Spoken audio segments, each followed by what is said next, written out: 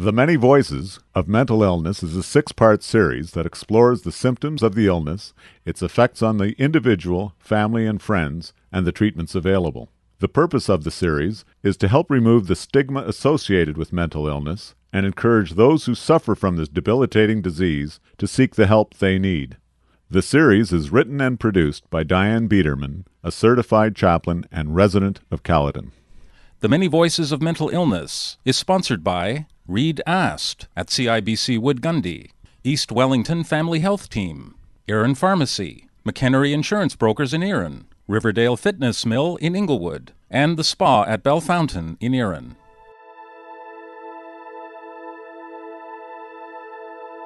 For the past 5 weeks, we've been on a magical mystery tour of mental illness. We've talked about care and treatment, learned about the legal system, the connection between addiction and mental illness, and changes that have improved accessing quality care. I spoke to many people about mental illness, but few were willing to speak on radio. It's that sense of shame or guilt that keeps people from forming the words, "I have a mental illness." As more people share their stories, mental illness will be no more frightening than diabetes or heart disease. This is Diane Bederman. Welcome to the Many Voices of Mental Illness.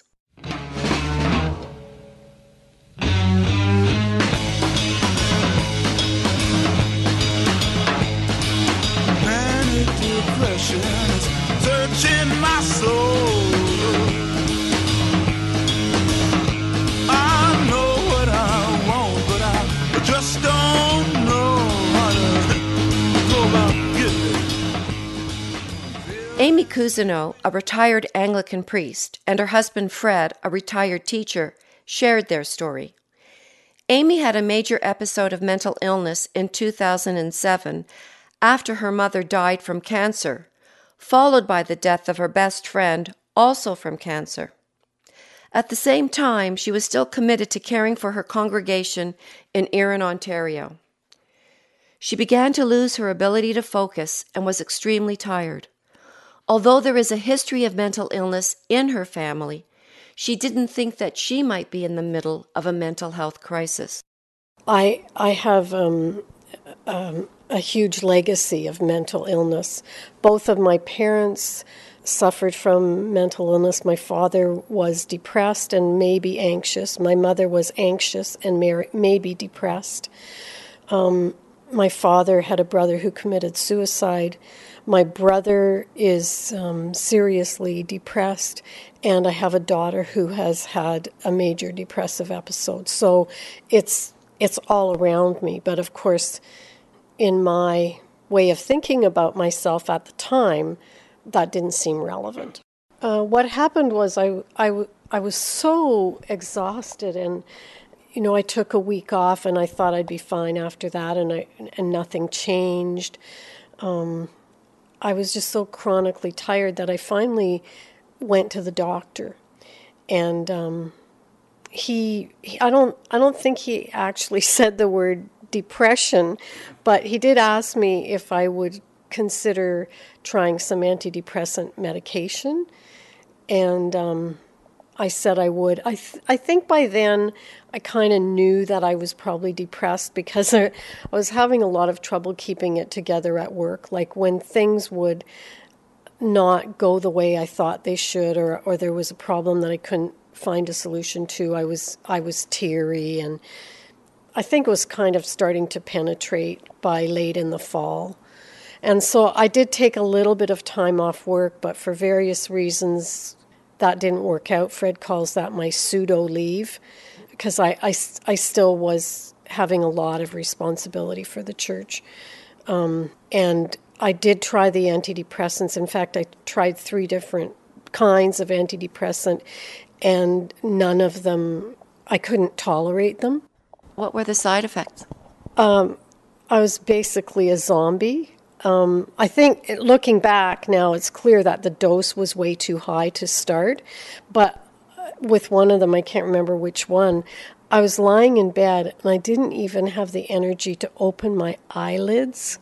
I wasn't asleep. I just couldn't even get my eyes to open.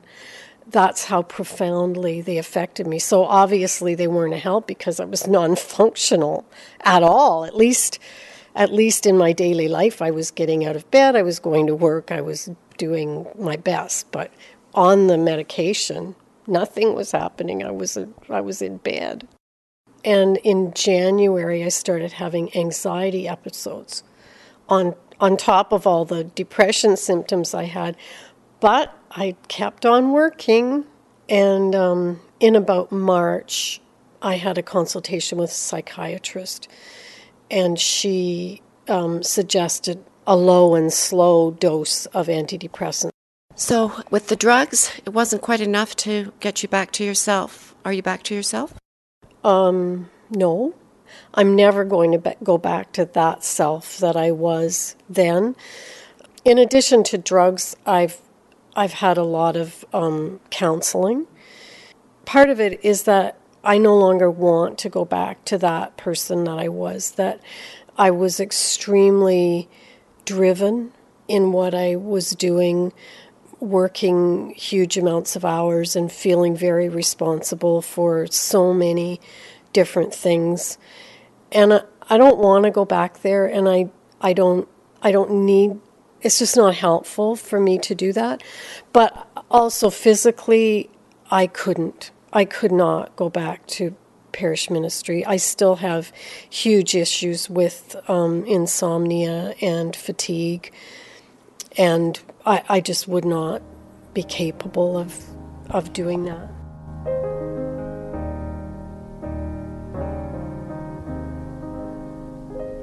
When you're weary, feeling small, when tears are in. My mental illness affects how I understand my place in the world and how I decide how to use my time and what I can and can't do. Having said that, though, for the most part, I'm quite content with where I'm at. Fred and Amy talked about the effect of her mental illness on their relationship and relationships with family and friends. Over the course of the series, we've spoken of the importance of family, friends, and community involvement in caring for those with mental illness. One of the main things that happened was I couldn't make any plans myself because I never knew when I got up in the morning or when she got up in the morning what the day was going to be like. So many things were changed, and I don't think I really, felt bad for me. I mean, we've been together now for over 40 years, so that love and admiration was always there, and we always helped each other. So if I had planned to leave at 9 o'clock in the morning and she said, "You can't leave me," then I would just stay home and the plans would be changed, and I was quite all right. We stopped going out anywhere for dinner because, we didn't go away very much on vacations because we never knew what was going to happen. And, we had planned little things, we had to cancel them. So I guess the major thing, I was very concerned that, she wasn't there. Physically she was there, but other than that. And we spent a lot of time just, sitting on the couch, and she would be lying there and I would be, just holding her and just being with her. We both cried a lot.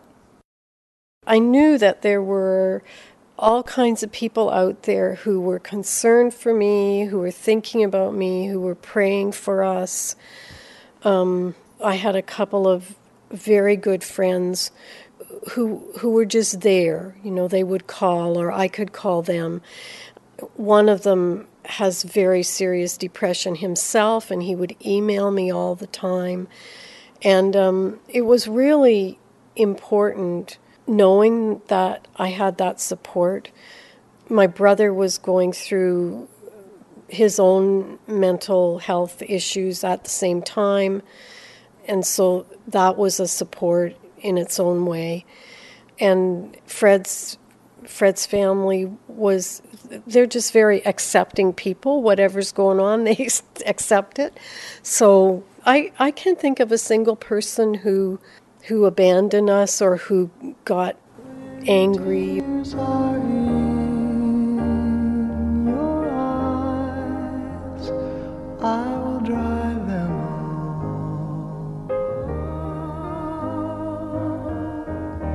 all. I'm on your side. There were times when Fred felt that he wasn't living up to his own expectations, that he wasn't caring for Amy the way he wanted. He knew enough, though, to take time for himself so that he could continue to care for Amy. Being there for her. I did go on a golf vacation in the midst of all this, and that was after much planning on Amy's part, really, to have other people present that she could call on or that would be here with her while I was away, because I was definitely ready to cancel that, but she encouraged me to get away and to do this. When I felt like that and I would feel like, I should be able to do more or whatever, I usually just take a break and think about it. And I have a group of guys I meet with in Guelph regularly and have coffee and so on. And I just found that if I got away even for a little while, I sort of came back with a whole different outlook on it, even if it was just a couple of hours. He's a really practical guy, so a lot of the stuff he did for me when I was really ill was very practical, like, have you eaten? Well, I couldn't eat. So he would make food. He would put it in front of me. He would sit down with me at the table. He would clean up the dishes. He would do the grocery shopping. He would figure out everything. He'd say, let's go for a walk, so that I would get outside and get some exercise. And he was very good about getting away and doing his own thing, but the last thing he would say is, I have my cell phone. So, if you need to call me, I'm there. So then, even though he wasn't in the house, I wouldn't feel completely alone. So he just was so good about keeping things going so that I didn't have any fear of kind of stuff falling apart. With all the help Fred provided, he couldn't fix Amy's anxiety attacks. Her mental illness triggered severe anxiety. She felt abandoned by God, and she was suicidal. Everything in my life was black, and so there was no spark of light that you could call God. The anxiety episodes I had were so devastating, so difficult, that I felt suicidal.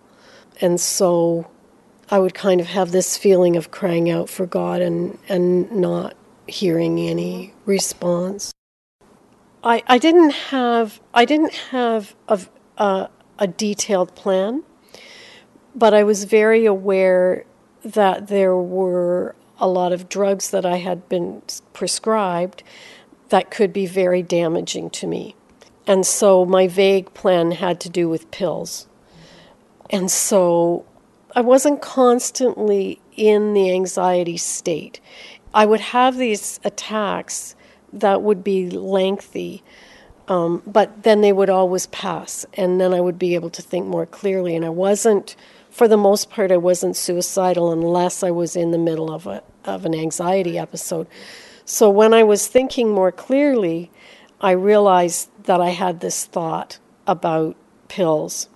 And so I got Fred to take all the pills except the ones I would need for that day or few days and put them away where I didn't know they were. When evening falls so hard, I will comfort you. There are all kinds of life-changing events, from marriage to the birth of a child to critical and mental illness. All of us have it within us to choose how we will respond to these events. They are always transformative. Whether they make us bitter or better is our choice. I asked Amy if her illness had transformed her. I still want to do more than I can do, than is possible to do probably in one lifetime. But I really recognize what my limits are now in a way that I never did before. And I think I enjoy life way more than I ever did. I started working when I was 14, and for that whole time, from the time I was 14 until I was 59, when I resigned from my job, I never stopped. And now I have the privilege of being able to stop, and also the necessity for my mental health that I can't be pushing like that all the time anymore. So in that way, I think I am transformed, and I really, really like it. I think a lot of people think of mental illness as something that's going to stop them from living, without acknowledging the fact that if you have a physical illness or a physical disability or an amputation, your life has to change. Mm-hmm. It doesn't mean it's going to get worse. And I think from the story you've told me today, mental illness hasn't made your life worse. It's transformed you into a different life, but one that is fulfilling, and it's rich and hopeful. That's right. I say that, I now say that I live with depression. I don't suffer from depression. I'm not a victim of depression. I live with depression. And that means some things for my life. My worst fear was that I would lose my job. I did lose my job, and that may have been one of the best things that ever happened to me. Living with depression is, as you say, no different from living with any other kind of thing that might befall you in life. And the challenge for me is not as much the mental illness itself as the adaptation. And the hardest thing for me was to come to the understanding that this was not going to go away by itself, and that I would have to make some changes in order to adapt to my reality. I think it's so important that we talk about mental illness and that we let people know about our experiences, because depression is a life-threatening illness. Anxiety is a life-threatening illness. And if we don't talk about it, if people don't know about it, or if people are afraid to admit that they have it, then that makes it so much worse, and it makes it so much riskier. So it's not that I have a desire to share my personal life with the world. It's that I think it's very, very important that we do that in order to help other people and other families who are experiencing mental illness. I'd just like to add one thing, and you sometimes hear this. People believe that if you're suffering depression, that there's something particularly wrong with you that nobody else experiences, and we've found out that a lot of people suffered from depression, particularly after Amy came out and said that was what her problem was. And I know there are a lot of people out there who think that you'll just snap out of it, and their partner or their wife or their brother or their kids can just snap out of it. And I would caution them that it doesn't happen like that, and you better pay attention, because it could be life-threatening, like Amy said. When darkness comes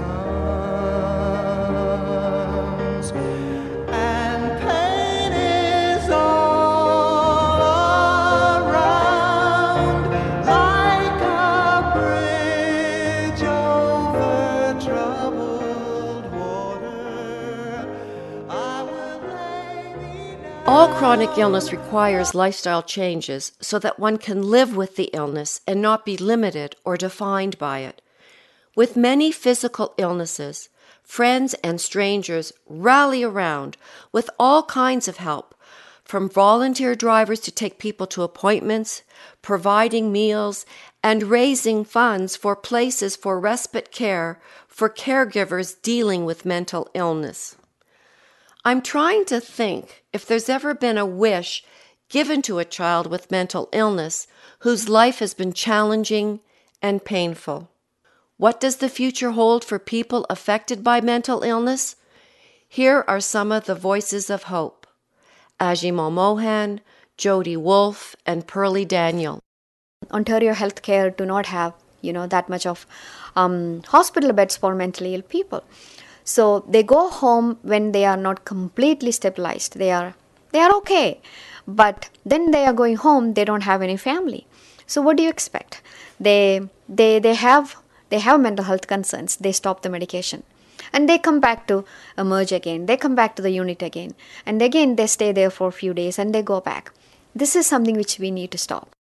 I would want everybody to accept that mental illness is just like another physical illness, and there is no shame and to accept it and coming out there for treatment and supporting the family and being open about it and say that, yes, I do have this mental illness, or my family has this mental illness. The more people talk about it, the better.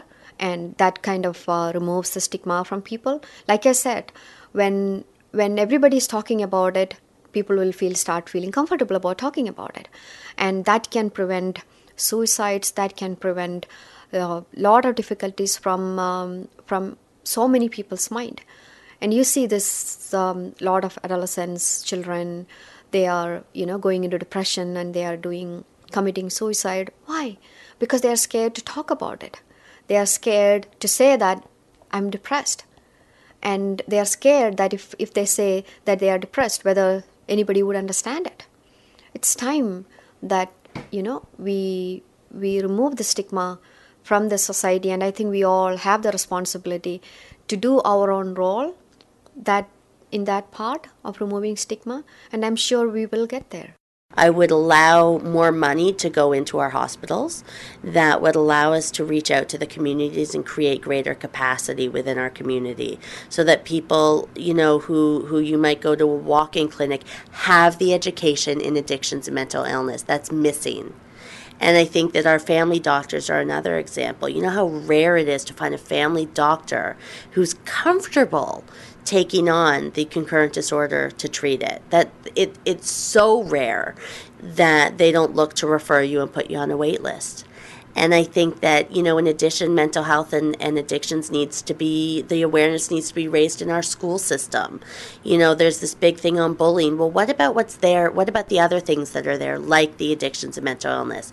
What about the kids whose parents are functioning alcoholics? And I say that in parentheses. What about the parents who are in Great Depression and couldn't get them dressed into school today?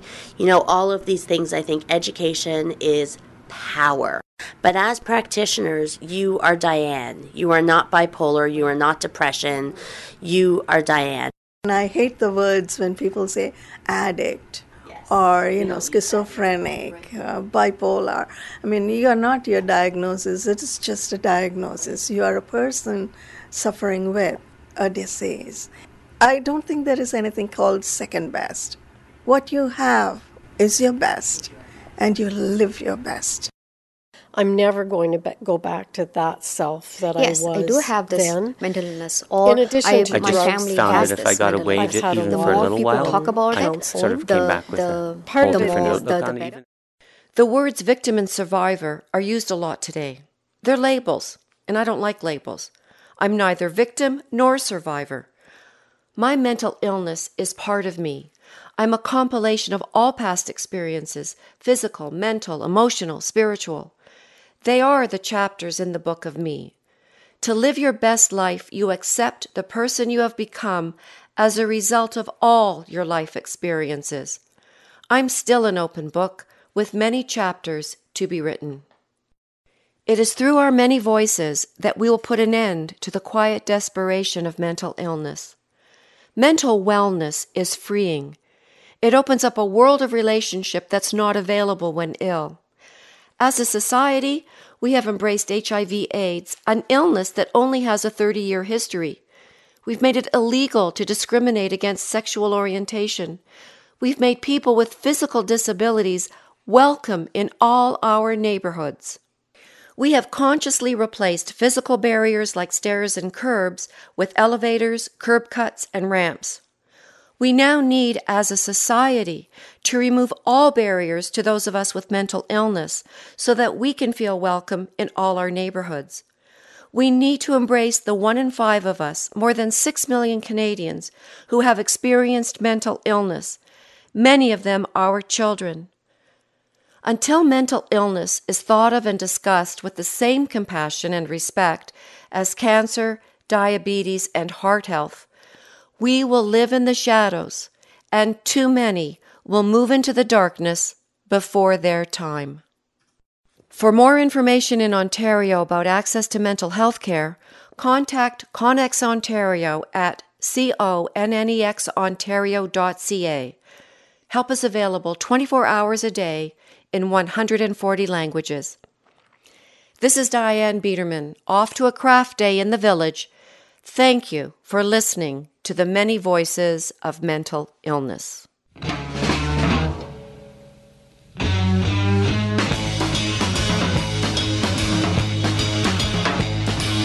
Manic depression is searching my soul.